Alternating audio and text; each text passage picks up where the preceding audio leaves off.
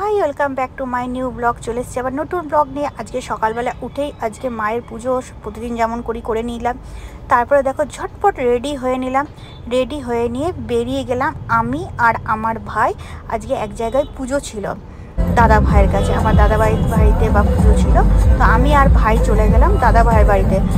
আর আমার হাজব্যান্ড গেছে হচ্ছে রানীগঞ্জে, যেখানে আমাদের হসপিটাল তৈরি হয়েছে, যেটা কনস্ট্রাকশনের কাজটা পুরোটা করেছি, সেইখানে আমার হাজব্যান্ড গেছে। সেটা তো তোমাদের সাথে আগেই শেয়ার করেছি যে হসপিটালটা কি সুন্দর, সেটা আবার দেখিয়েও দেবো। দেখো ভাই গাড়ি চালাচ্ছে, তো ভাই খুব ভালো গাড়িও চালায়। এই যে আমি আর ভাই বেরিয়ে গেছি দুজন মিলে।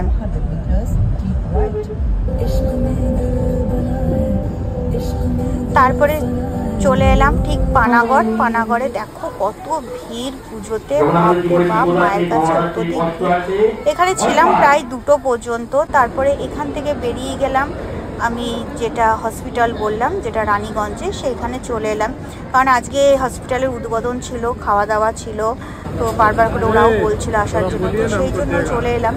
তো আজকে সকালটা তো এই করেই গেল। যদি আমার ব্লগ ভালো লেগে থাকে তো প্লিজ তোমরা সবাই সাবস্ক্রাইব করে দিও। আজকের জন্য টাটা, বাই বাই।